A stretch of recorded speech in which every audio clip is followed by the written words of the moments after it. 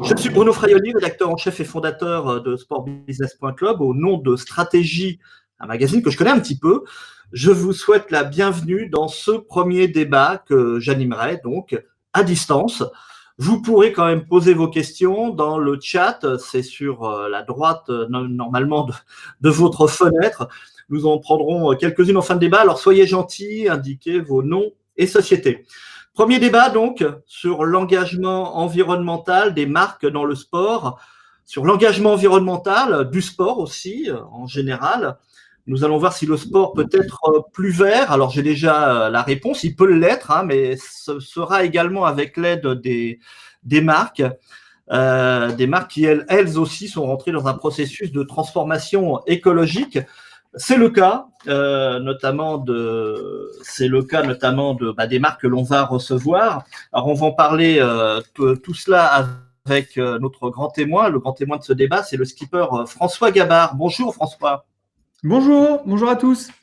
Nous en parlerons aussi avec Françoise Bresson, directrice RSE et de la communication de Nestlé Waters, Anne-Stéphanie Pierry, directrice de la communication de Butagaz, et Amadea Kostreva, manager durabilité chez Paris 2024. Bonjour mesdames. Bonjour. François Gabard, on commence avec vous, vainqueur du Vendée Globe 2012-2013, de la Route du Rhum, de la Transat Jacques Vabre, de la Transat anglaise, détenteur également du record autour du monde en solitaire, mais vous êtes aussi un entrepreneur et patron de l'écurie Merconcept. Vous avez d'ailleurs travaillé sur le bateau qui est actuellement en tête du Vendée Globe, c'est Apivia de Charlie Danin. Je suppose que ça doit vous remplir de joie de le voir pointer en tête.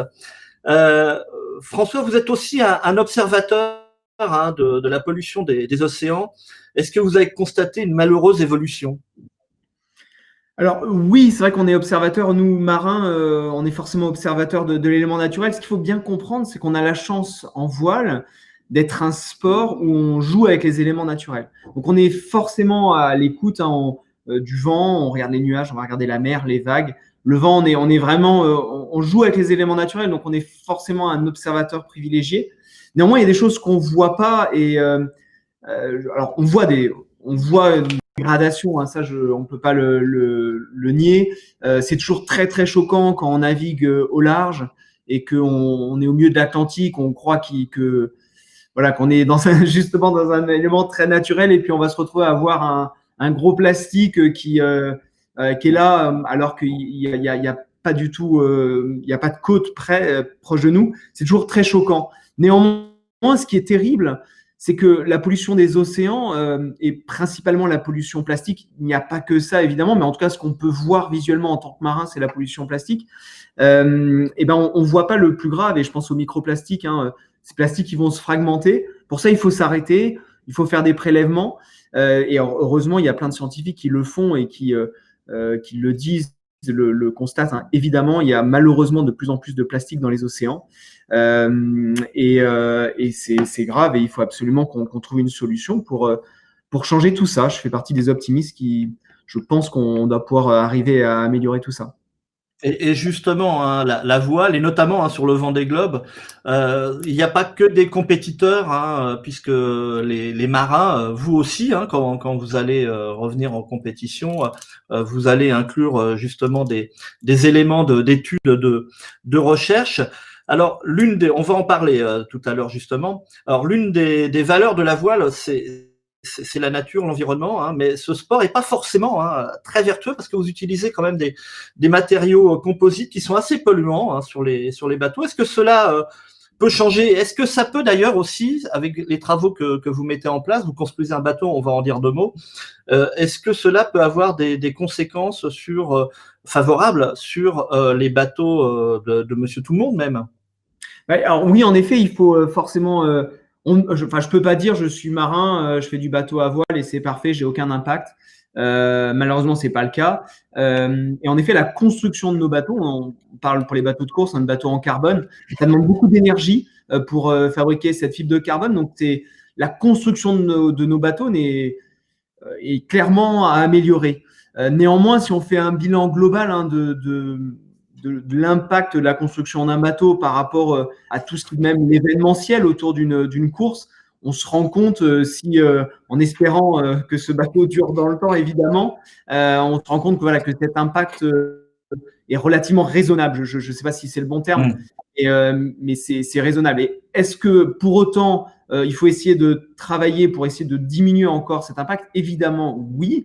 Et on travaille évidemment aujourd'hui sur des matériaux alternatifs. Je pense aux biocomposites, ou même sur la fabrication d'un bateau en carbone. Comment faire pour ne pas, par exemple, utiliser on utilise des moules pour fabriquer nos bateaux. Comment faire pour utiliser des moules justement plus durables? Comment utiliser le moins possible de plastique justement dans la construction des bateaux? Il y a plein de choses à faire en amont en utilisant du carbone et ou en utilisant d'autres matériaux. Et on a la chance quelque part avec la course au large de pouvoir essayer de trouver des solutions et avoir des matériaux alternatifs qui pourraient en effet être utilisés dans d'autres domaines, dans le maritime d'une manière un peu plus globale ou même à terre dans d'autres domaines. Et c'est, je pense, un des enjeux du sport et de la recherche qu'on fait dans la course au large et de manière générale dans le sport. Il faut qu'on se serve de Justement, François, le poste R&D est important et notamment tout ce que vous faites dans la voile de course, ça pourra avoir des conséquences sur le transport maritime, c'est ça? Ça peut aider également l'environnement pour demain. Oui, j'en suis convaincu. Je fais un sport mécanique, la voile, qui a en effet un impact. La construction de nos bateaux n'est pas négligeable, mais je suis convaincu et persuadé que ce sport-là, alors il a un sens aujourd'hui comme tous les sports. Il fait rêver des gens. On le voit en ce moment sur le Vendée Globe. Il nous apporte quelque part une part du matériel qui est mine de rien très importante dans notre société. Mais il peut, comme ce sport mécanique, peut contribuer au progrès technique pour l'humanité d'une manière très, très, très globale. Et ça, je pense que c'est quelque chose de très important parce que finalement, aujourd'hui, nous, marins, on se déplace sur la planète en utilisant le vent.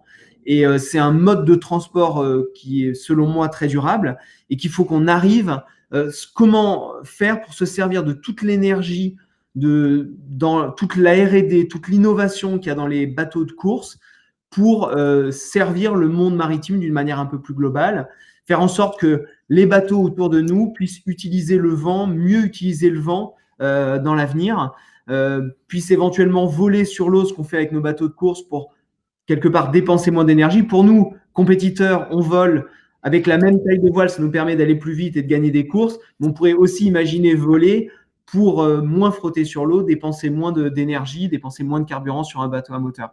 Il y a vraiment, selon moi, des transferts techno qui doivent s'opérer de la course au large vers le monde maritime. Et c'est là où le sens de notre sport devient encore plus fort. Oui, et puis le sport donc en général, donc, qui peut être, vous l'avez dit, une plateforme technologique pour trouver des solutions pour les marques, pour les entreprises. C'est le cas justement de Nestlé Waters, présent dans le sport avec Perrier. Nestlé Waters est partenaire de Roland Garros, donc avec Perrier, partenaire également du Tour de France et du Marathon de Paris avec Vittel. Vous êtes également, Nestlé Waters est également membre de Sportsora. Nous sommes avec donc Françoise Bresson, directrice RSE et communication de Nestlé Waters France.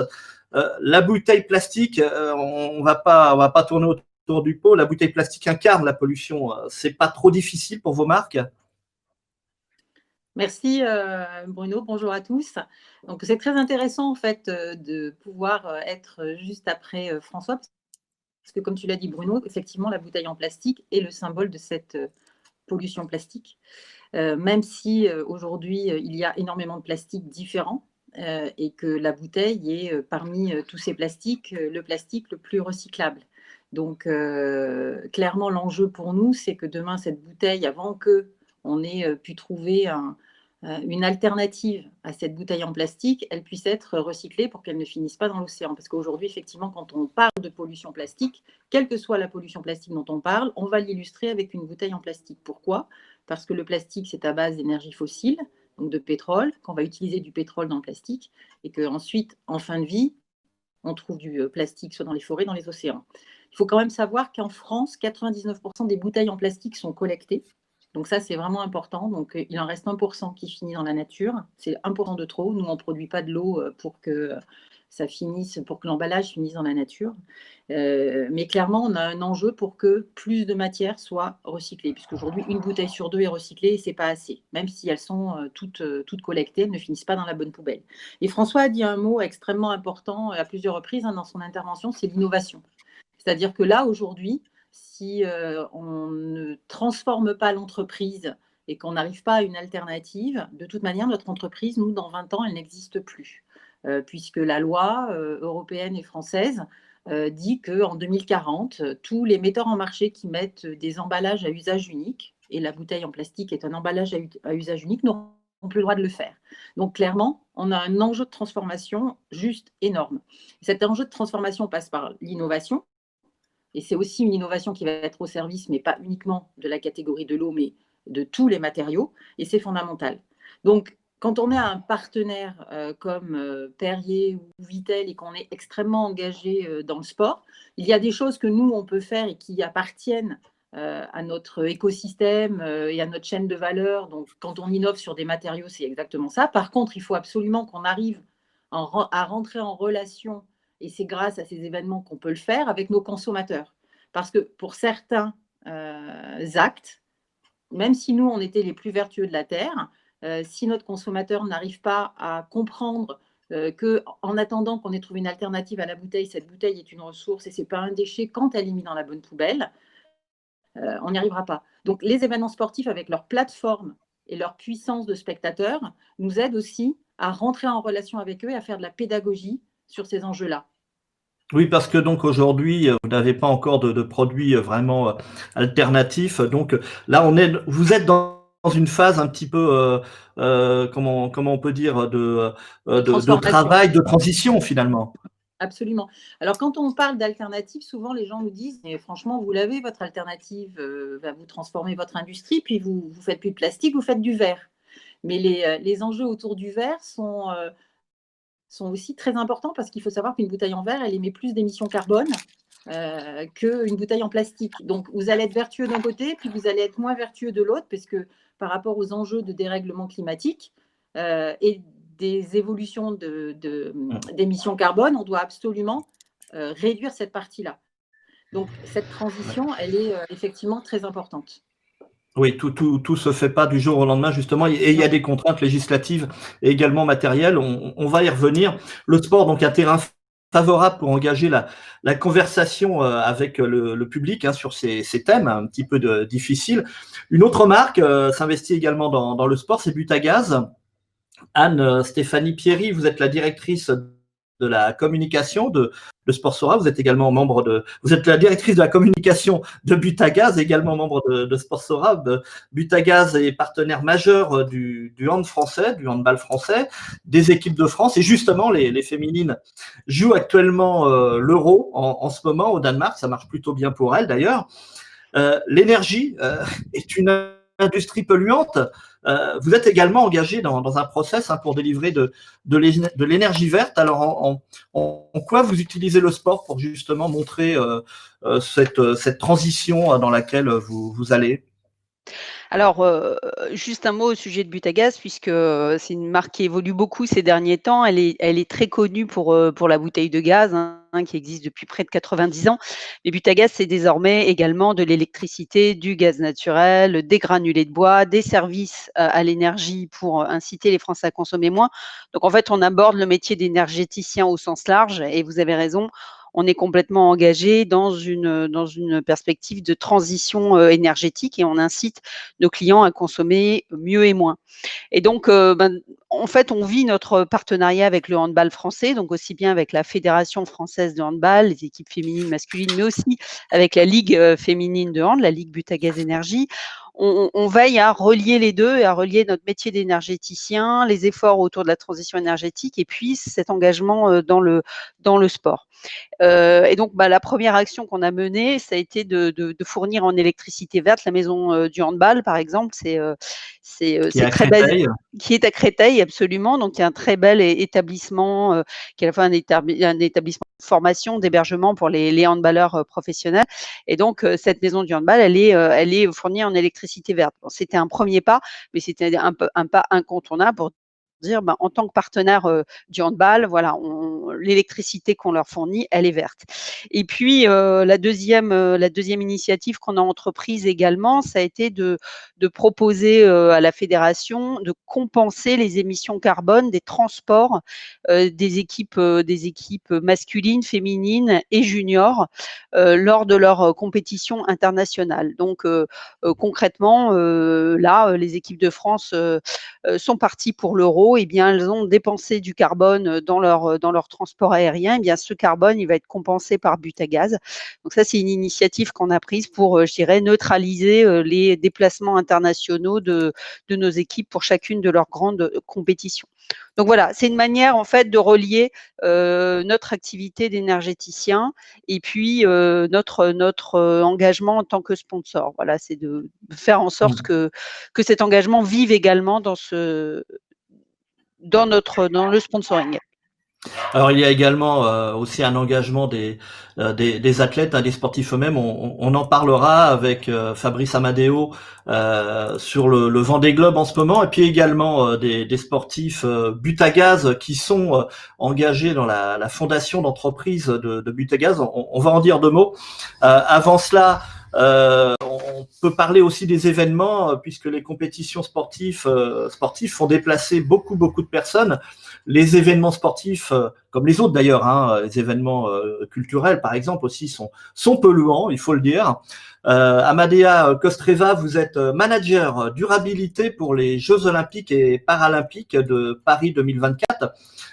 Paris 2024, ça va être 13,5 millions de billets qui seront délivrés, pratiquement autant donc de spectateurs, beaucoup d'étrangers, beaucoup de transports. Paris 2024 veut être des jeux neutres en carbone.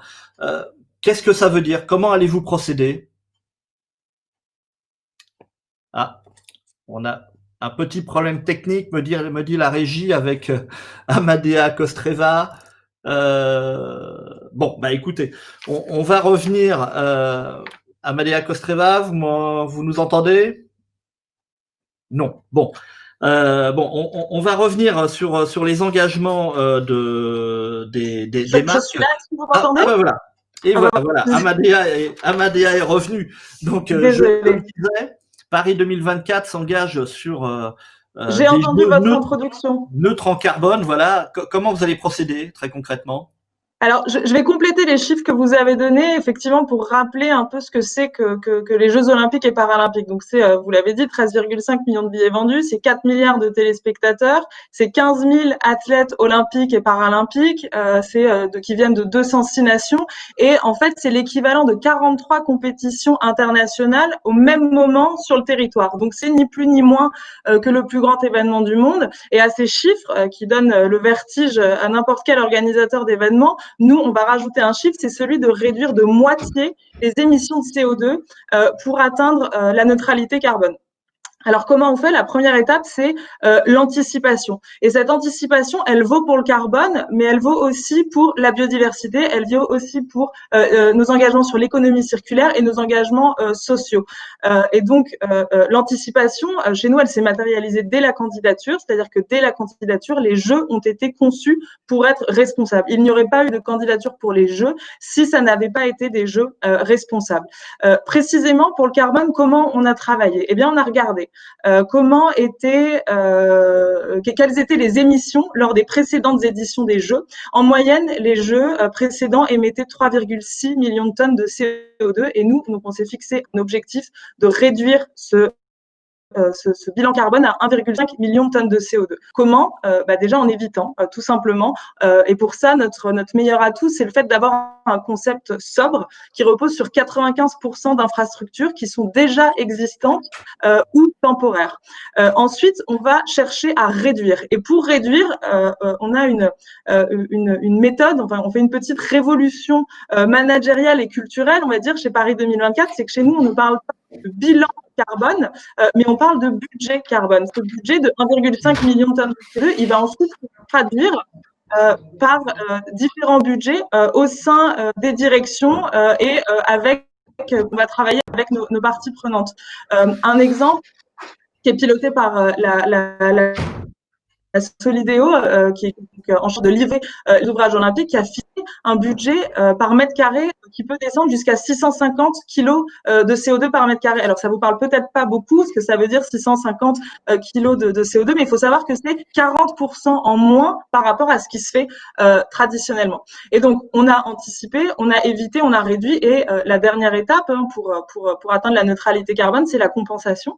Et donc, on s'est engagé à compenser 100% des émissions résiduelles qui n'auront pas pu être évitées. Et là, nous, on le fait sur le scope le plus large.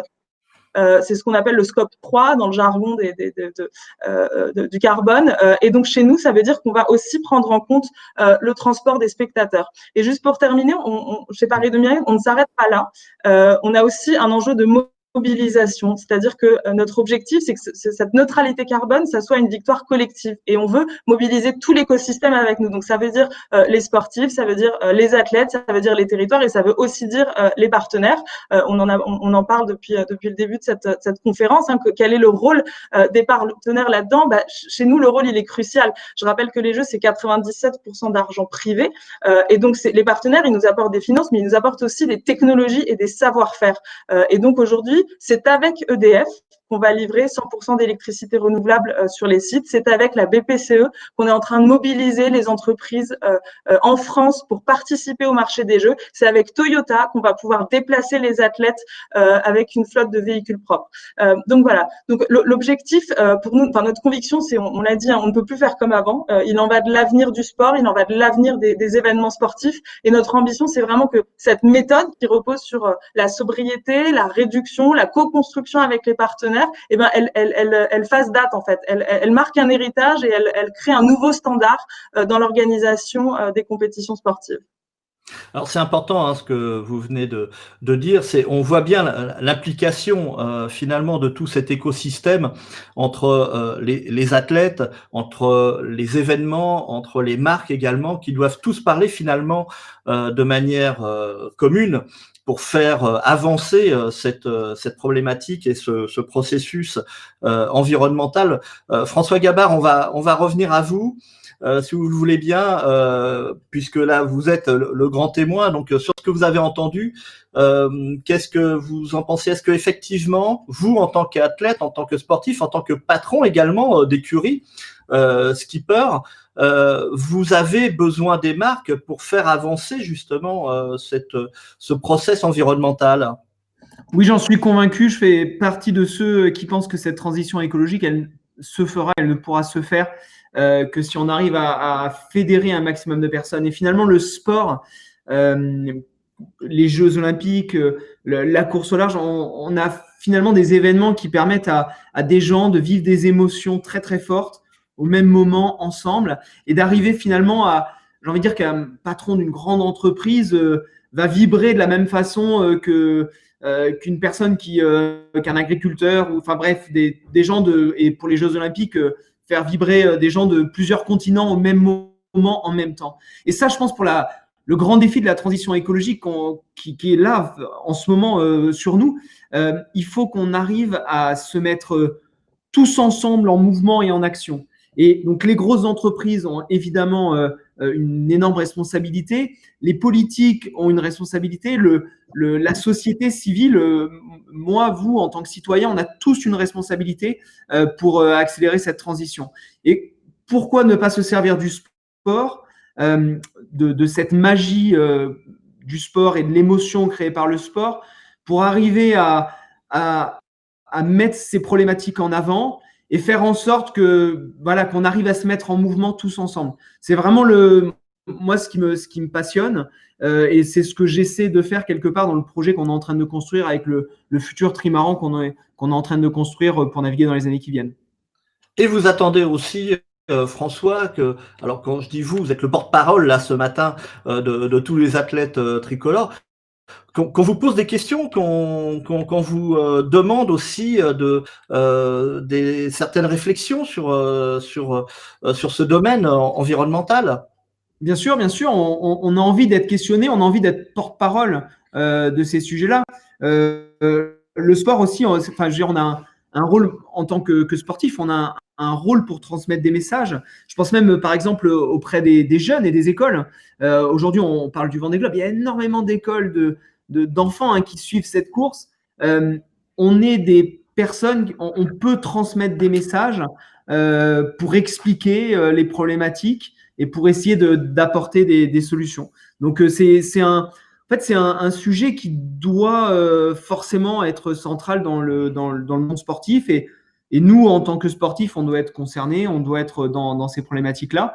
Nos sponsors, les partenaires, les marques, elles aussi doivent répondre à ces questions dans leur activité parce que, comme disait Amadea, elles ont des solutions techniques pour répondre à l'enjeu de la transition écologique. On doit s'appuyer sur ces solutions-là et nous, quelque part, on doit essayer de les mettre un petit peu en avant grâce au sport.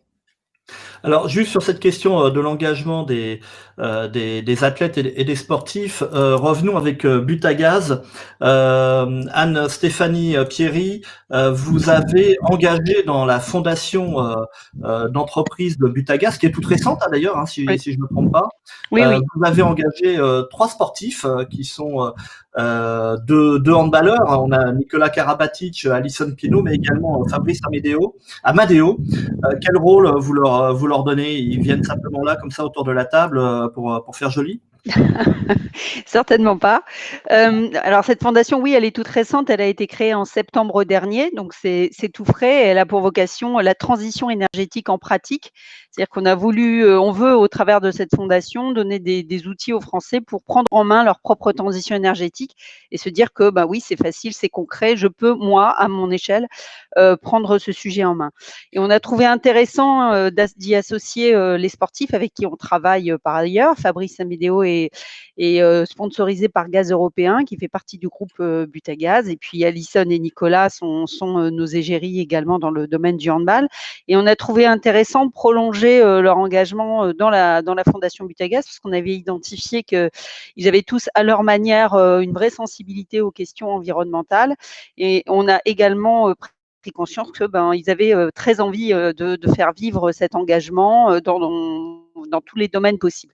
Et quand on leur a proposé, ils ont évidemment répondu oui, et un grand oui, parce que c'est pour eux et une autre ouverture et une autre manière de dire leur engagement.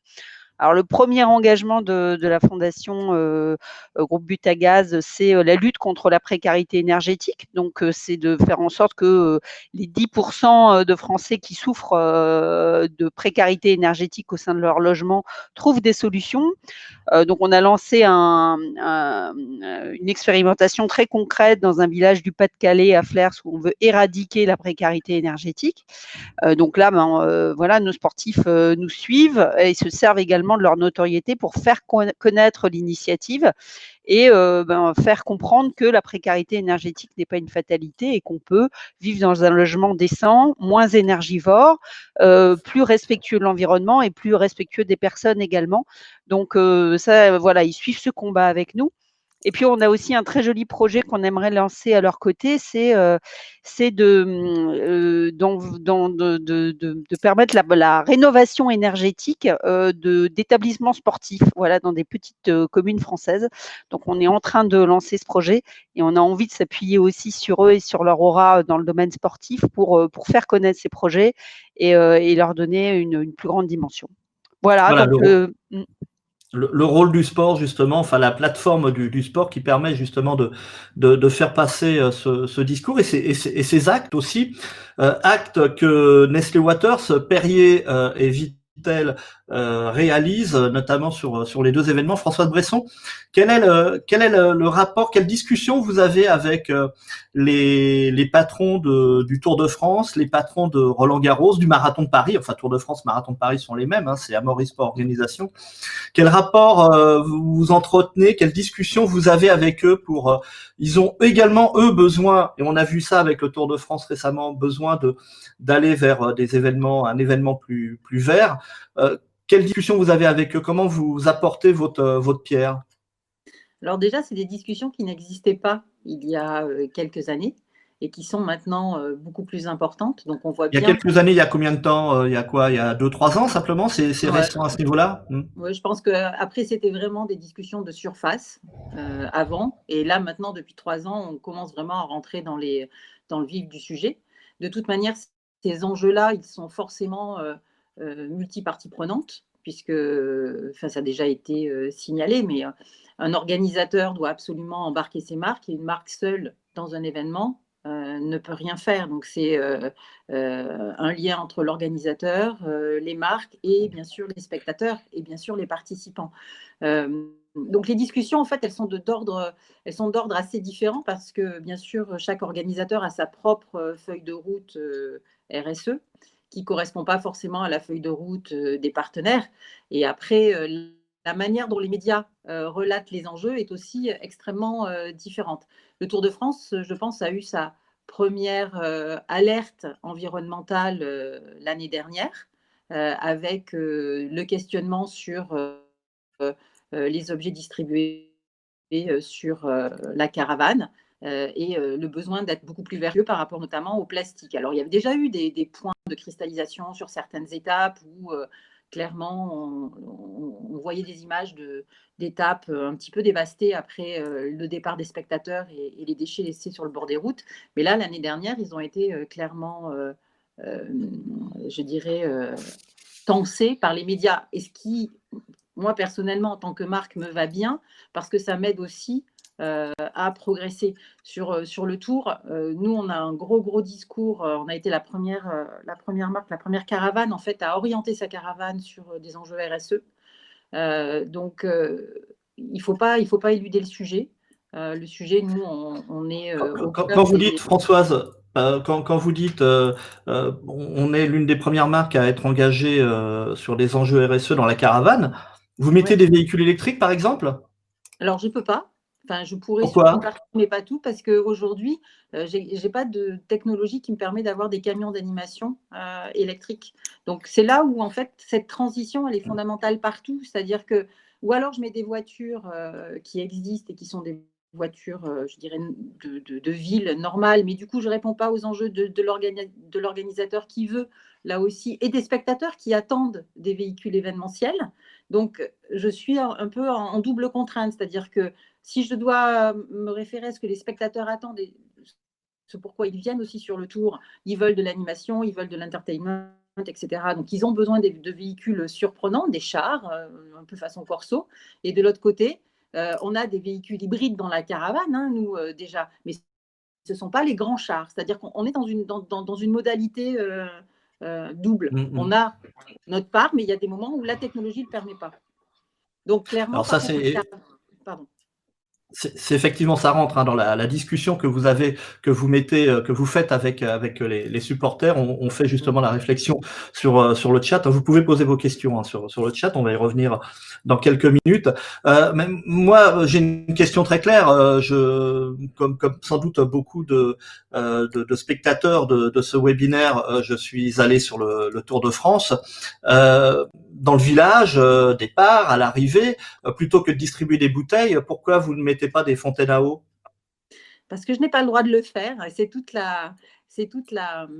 le paradoxe en fait de la loi en France, c'est-à-dire que moi je vends de l'eau minérale et je ne vends pas de l'eau du robinet et l'eau minérale doit être embouteillée à la source. Et donc aujourd'hui nous avons un grand débat du coup avec les parlementaires et l'administration parce que tous les enjeux du vrac en fait sont en train d'être interdits à l'eau minérale. Donc si j'avais un système, une innovation de mettre un grand contenant et que vous puissiez venir avec votre gourde pour vous servir de l'eau minérale, en fait, aujourd'hui, je n'ai pas le droit de le développer. La loi me l'interdit. Donc, c'est tout le paradoxe de comment être innovant dans un cadre réglementaire de plus en plus fermé pour nous. Mais effectivement, c'est ce qu'on aimerait faire, par exemple, mais on ne peut pas. Petit peu de temps au temps pour y arriver dans cette transition écologique. Est-ce que je voudrais réagir parce qu'il y a beaucoup de choses très intéressantes qui ont été dites. Ouais, ce que vient de dire Françoise est intéressant. Effectivement, parfois, quand on est confronté, quand on organise un événement, on est confronté au fait que les solutions n'existent pas à l'échelle des jeux, n'existent pas pour livrer l'événement. On est nous aussi confrontés à ça, hein, surtout à l'échelle des jeux que j'ai rappelé tout à l'heure.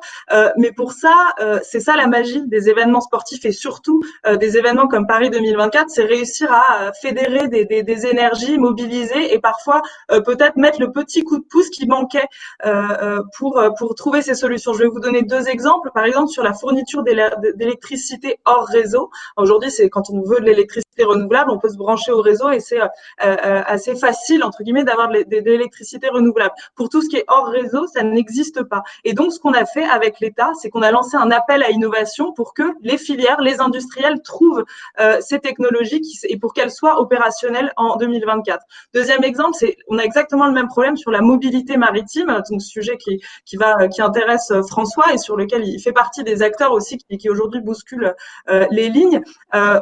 On a les épreuves de voile à Marseille et donc avec la Fédération internationale de voile, la World Sailing, on a lancé un appel aux filières maritimes pour trouver des solutions qui sont à nos contraintes pour que, dans l'espoir que les épreuves de voile à Marseille puissent avoir des bateaux de support qui soient propres et donc les technologies dont parlait François tout à l'heure, que ce soit du foil pour avoir moins de frottement, que ce soit des bateaux électriques, etc. Donc, je pense que c'est vraiment ce qu'il faut rappeler aussi avec les événements et Paris 2024 en est peut-être le meilleur exemple. C'est un horizon commun qui peut permettre d'aligner les énergies et la volonté des entreprises, des athlètes et du public pour véritablement réussir à se dépasser et donner le meilleur de nous-mêmes et donc en l'occurrence là du savoir-faire français en la matière.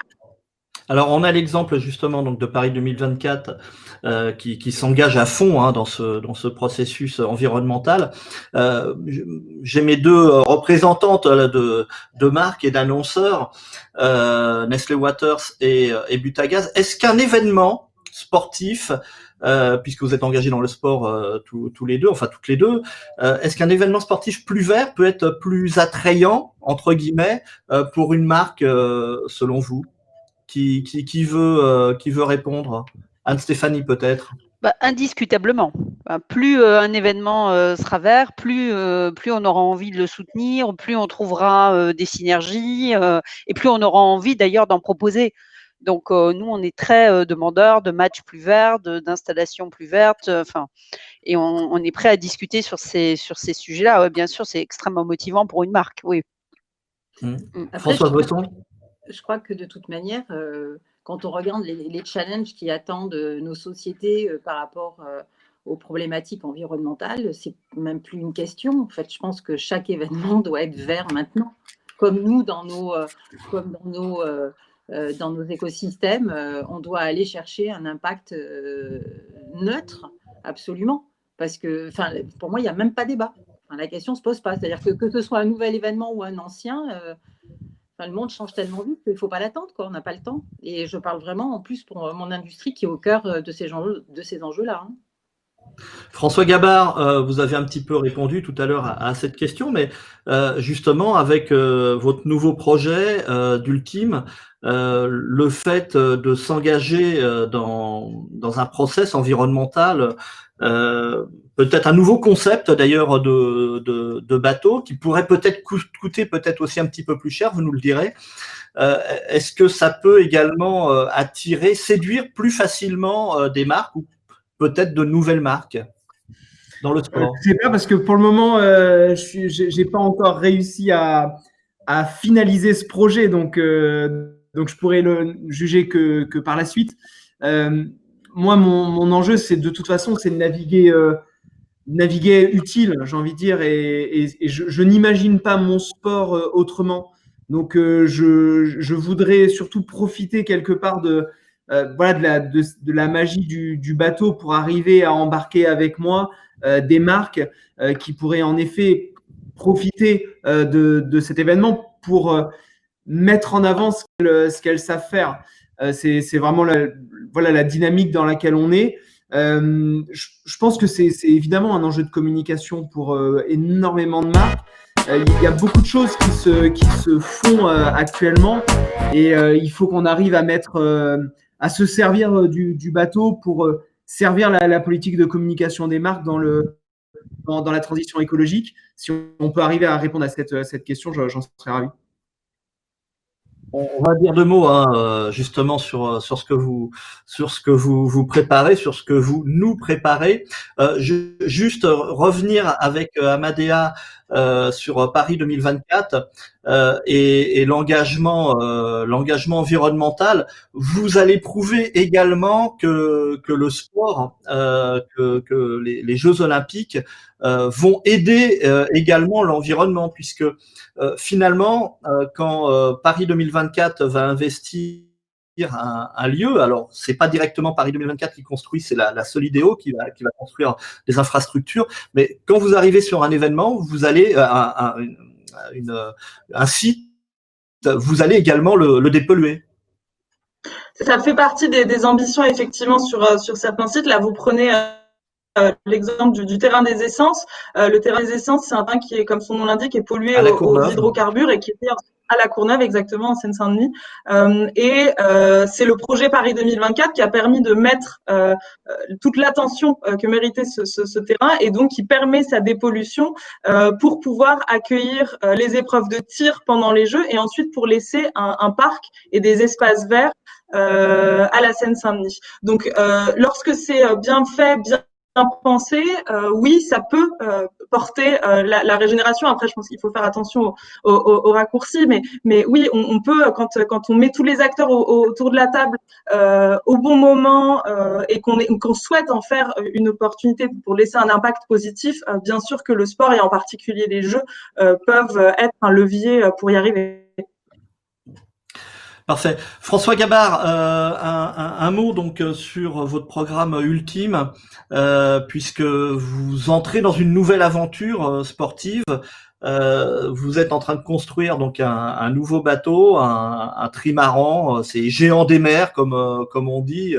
En clair, aujourd'hui vous en êtes où, notamment sur le budget et au niveau des marques et des sponsors? Donc, le bateau est actuellement en construction. Sa mise à l'eau est prévue à Concarneau en juin 2021. L'objectif, c'est de participer à la Transat Jacques Vabre, donc fin d'année prochaine. Un tour de l'Europe début d'année 2022, une route du Rhum fin 2022 et un tour du monde en 2023. Donc, voilà pour le projet. L'objectif autour de ce bateau, c'est d'arriver à fédérer un maximum de personnes, des marques, mais aussi, pourquoi pas, la société civile, pour accélérer la transition écologique. Voilà l'objectif, avec un mixte de mécénat et de sponsoring. Je pense qu'on peut, comme on le disait, se servir de ce bateau et de l'événementiel pour mettre en avant les démarches environnementales qui sont mises en place dans des entreprises engagées et quelque part aussi aider, essayer de se servir comme je disais tout à l'heure, de ce regroupement autour du bateau, arriver à se servir de l'action fédératrice d'un bateau qui navigue pour accélérer la transition écologique, faire en sorte qu'un maximum de personnes se mettent en action pour qu'on puisse résoudre cet enjeu qu'on a devant nous de transition. Alors parfait, on va si quand même juste un mot, profitez-en, dites-nous s'il y a une marque partenaire souhaite s'associer avec vous, c'est quoi le ticket d'entrée, François?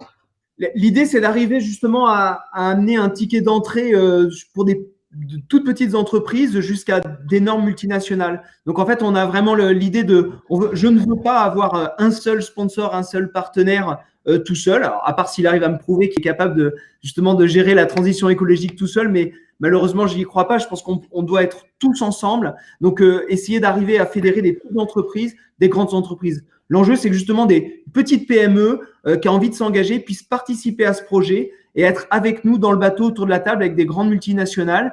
Les petites entreprises peuvent amener des petites solutions, mais qui peuvent servir des grandes entreprises et vice-versa, et arriver à mettre tout le monde autour de la table pour accélérer cette transition. Donc, pour répondre concrètement à la question, il y aura des tickets d'entrée de quelques milliers d'euros jusqu'à plusieurs millions d'euros autour de ce projet-là.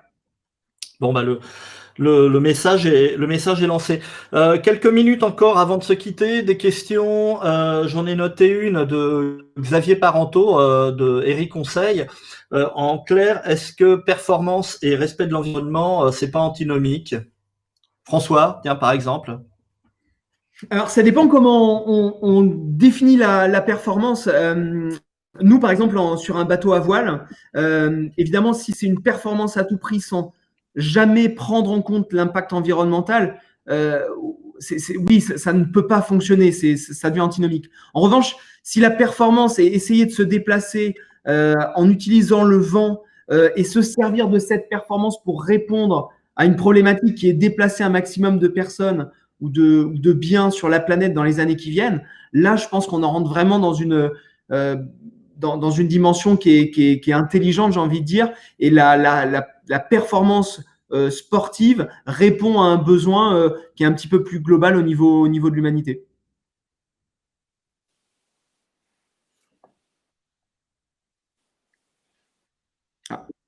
La performance, est-ce que la performance sportive également, ça peut s'allier au respect de l'environnement?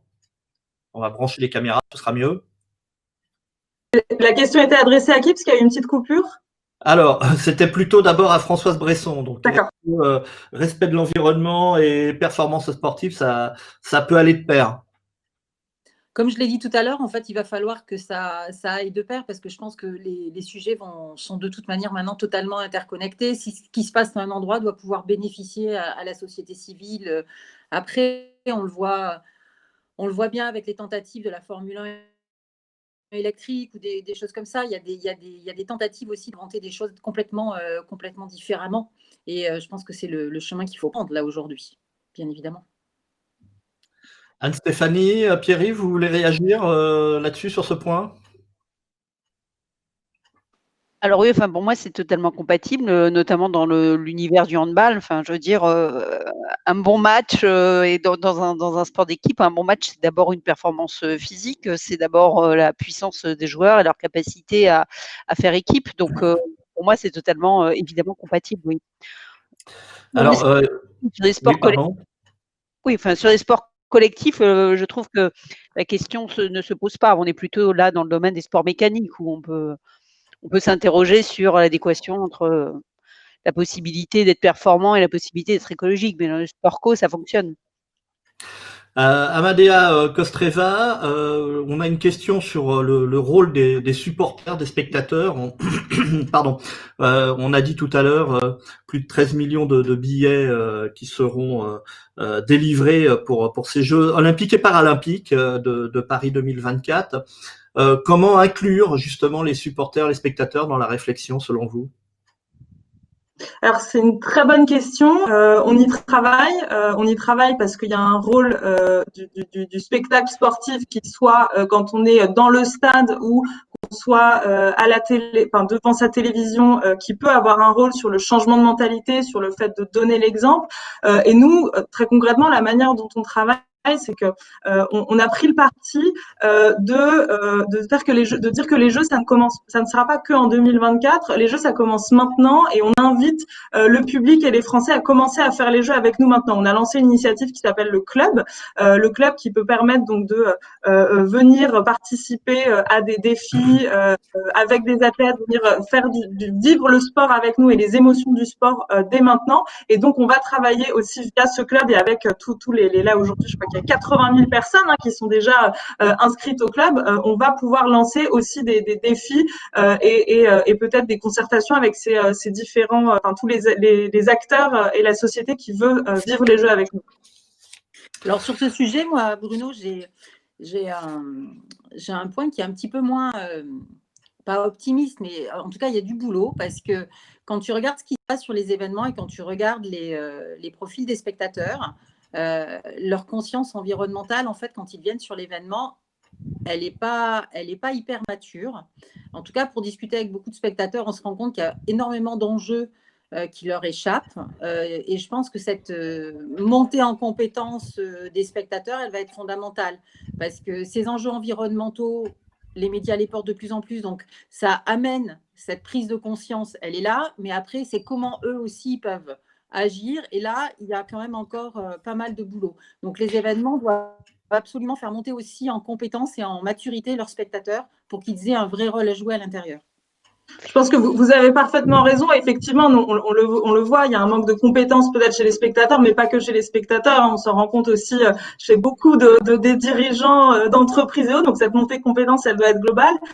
Mais on le voit, hein, aujourd'hui, il y a de plus en plus de sondages qui montrent que les préoccupations environnementales prennent de plus en plus de place chez les Français, qui sont de plus en plus inquiets, qu'ils le prennent en compte, qu'ils attendent des marques et des événements de s'engager là-dedans. Et je pense que il faut aussi se dire que la photo telle qu'on la prend aujourd'hui en 2020 ne sera pas la même qu'en 2024. Et il faut non seulement nous l'accompagner, mais se dire que cette conscience, elle sera aussi plus forte en 2024. Et en tout cas, on ne peut que le souhaiter et faire de Paris 2024 un horizon pour y arriver. Et les sportifs sont un excellent moyen aussi d'y parvenir. Je pense que les spectateurs et les supporters seront encore plus sensibles si les sportifs portent le message et les incitent à être plus respectueux de l'environnement. Oui, c'est vrai que les sportifs, ça sera les héros de demain. Et je vais juste citer un petit exemple. Parce que récemment, on a eu une campagne qui a été lancée par le WWF qui s'appelle Pas le dernier, où c'est les athlètes spontanément qui veulent porter ce message. Et donc, je pense qu'ils ont un rôle de moteur pour nous tous et ils seront très regardés. Donc, il faut miser sur eux et aussi les aider à monter en compétences. Bah écoutez, parfait. On va laisser juste le mot de la conclusion à François Gabard, qui va nous faire un petit résumé en 30 secondes de tout ce qui a été dit.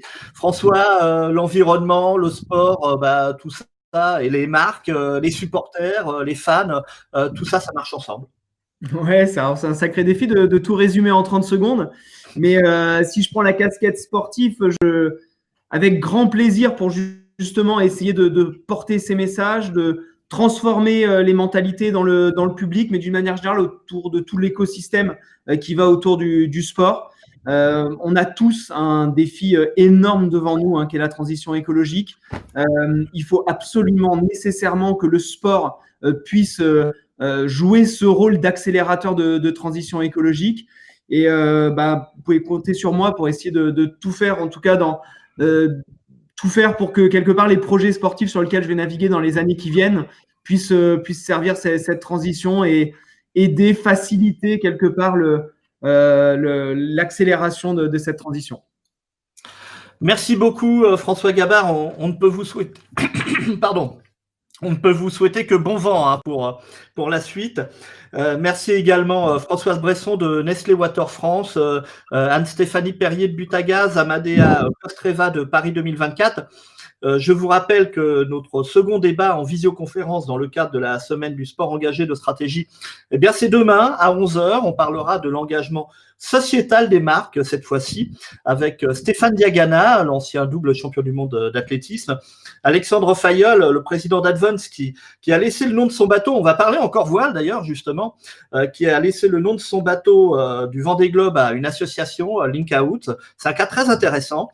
Jean-Raphaël Guettet de La Poste et Benoît Rover de la Coupe du Monde de rugby France 2023. C'est demain à 11h, il faut s'y inscrire aussi. Autre rendez-vous, le palmarès du Grand Prix Stratégie du sport, c'est mercredi, donc après-demain, toujours en visio, et il faut encore s'y inscrire, et c'est à 11h.